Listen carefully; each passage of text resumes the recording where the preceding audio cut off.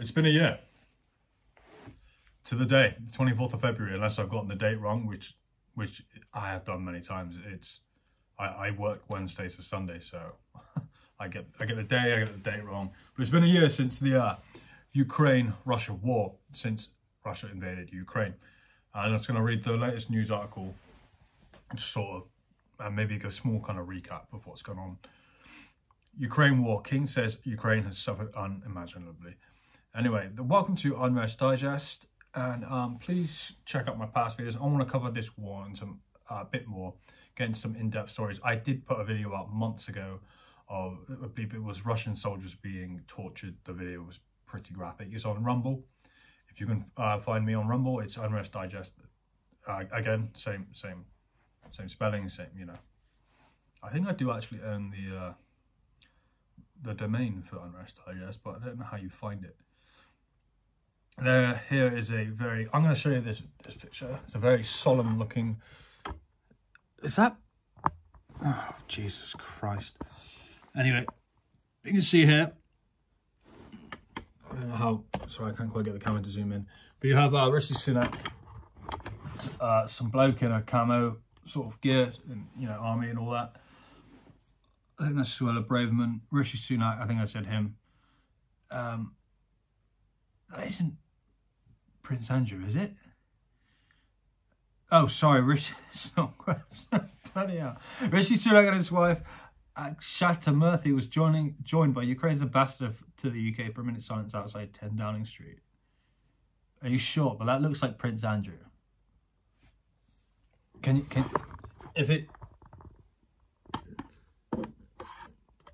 Sorry, this is terrible. I'm getting in the way. Please tell me that looks like Prince Andrew. Are they doing that whole redemption arc thing that I heard about? I hope this is not how they plan to do it.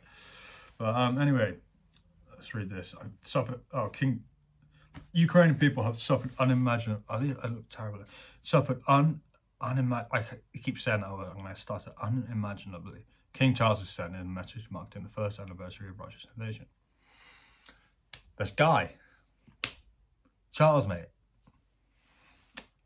I don't remember the Queen commenting on war or politics or the environment. I'm sure she said some things in her Christmas address. I never watched it because they started to look like deep fakes, to be honest. I'm not saying she was, but that's never anything interesting to say. It was more of just words. There was nothing of, it wasn't like anything to update us on.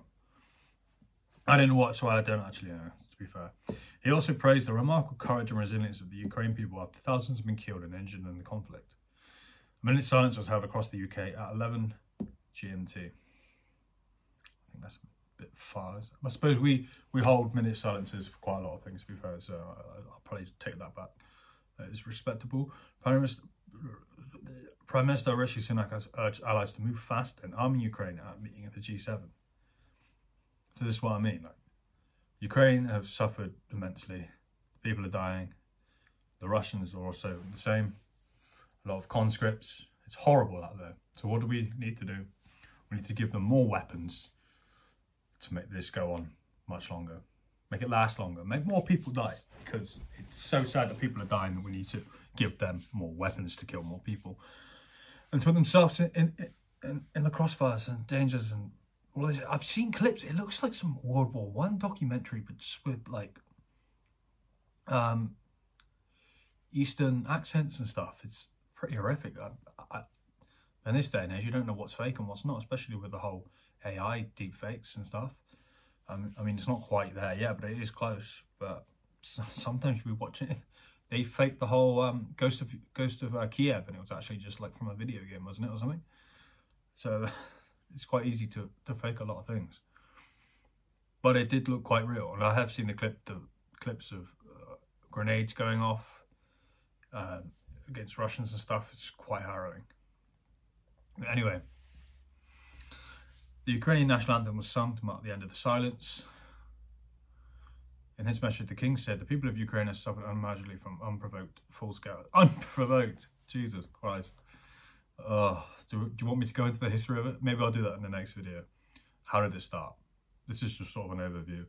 And I will do a video tomorrow about how it started. I'll make some notes. look up some dates and what happened. I don't know how far back you want me to go though, because you can go back a long time. They have shown truly remarkable courage and resilience in the face of such human tragedy. The world is watching horror at all unnecessary suffering inflicted upon Ukrainians, many of whom I've had the great pleasure of meeting. The king who met Ukraine President Volodymyr Zelensky at Buckingham Palace this month added, "I can only hope the outpouring of solidarity from across the globe may bring not only a practical aid, but also strengthen from the knowledge that together we stand united." At a vigil on Thursday evening, a crowd listened to an emotional reading of the Ukraine poem "Take Only What Is Most Important" by actress Dame Helen Mirren. Is that supposed to have some kind of hidden meaning in it? Take only what is most important. Take back the biolabs. Sorry, terrible joke. But yeah, I do want to mention the biolabs. I've not heard a lot about it. Although there was some recent evidence to suggest about the COVID virus came from a Ukraine lab. There's nothing in that, but I wouldn't mind having a little research into that, see what people are saying. You always got to hear from people. And Defence Secretary Ben Wallace paid tribute to the Ukrainian soldiers as the bravest of the brave. It's just all war propaganda at the end of the day, isn't that's what this is? I mean, we could have had peace in Ukraine. Zelensky and Putin were ready to make a peace deal. Some kind of ceasefire, I think, may have occurred. Boris Johnson himself and some other people from the US went out and told them, no.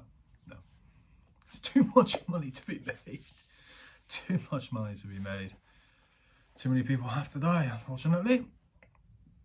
Make it seem like we're doing the right thing by keeping the war going. I mean, there is the debate there of the whole appeasement and how that didn't work for Neville Chambers in World War II. Was it Neville Chambers? And then we had obviously the rise of, I've forgotten his name, that's terrible. The guy with the hat and the cigars who used to drink all day. Winston Churchill. So sorry, I've forgotten his name. But that's what gave rise to him. And that was a good outcome in the end, wasn't it? For us anyway. The conflict, which began in Russia, invaded on 24th February 2022, that Alex Jones actually predicted, by the way. I remember that, predicted it like several months before it happened. I've seen at least 100,000 of each side soldiers killed or injured, according to the US military. See, 200,000 people in a year. Like, how long is this going to keep going on for? Thousands of civilians have also died, with more than 13 million people made refugees or displaced for Ukraine. Yeah, but how many went back because they realised how terrible it was in this country? That's some funny stories there. Or how many went back because they realised that Russia had only invaded like this much Ukraine, and then there's like that much of the country rest, and then they're like, we can live here. Just maybe they'll move again if Russia make such an advance. They were like, okay, getting too close again, we'll flee and then we'll come back when it's safe. Rita and her 4 children are among those who fled in the early stages of the conflict, now living in the UK with her British partner, Andy. Oh, that's a nice story. She told BBC 2's Newsnight programme her heart was aching from seeing how parts of Ukraine had changed after 12 months of conflict. The country is in pain. She said, I agree with this. I agree with that. I know how the country is and how it can be. I know how beautiful it is. Excuse me. No, it's different. But it can come back to that beautiful place. Yeah, it can come back with all the trillions that are going to be invested by BlackRock and Vanguard and all those people that are trying to get involved in rebuilding Ukraine. I mean, they should have really fast Wi-Fi. Maybe that'll be the next 15-minute city with the 15-minute country. Maybe they'll call it that. Dread to think. There's so much more other influences going on in this. The Archbishop of Canterbury called for peace between Russia and Ukraine as he reflected on the anniversary. I'm not going to read the rest of this because it's just them saying how bad the war is. Recorded outbreak was such a tragic time. This person told this radio. It sounds like they're just advertising their radio stations in this. But yeah, definitely not a good thing. But yeah, I will post another video tomorrow and we'll talk about a lot more of it. I'll bring up some news articles from the past. I'll have some comments on some of the stuff, my opinions on the whole thing. I mean, at the minute I just wanted to stop. It'd be nice. The whole pipeline that was bombed, the Nord Stream 2. and all those other things surrounding it. But anyway, I'm not just making this video to try and hit the 10-minute mark. It's just hit 10 minutes. I don't even know if that ever existed, let alone exists now. But anyway, thank you for watching, and please stay tuned for my next video. Thank you very much. Please like, comment, subscribe to Unrest Digest. Thanks.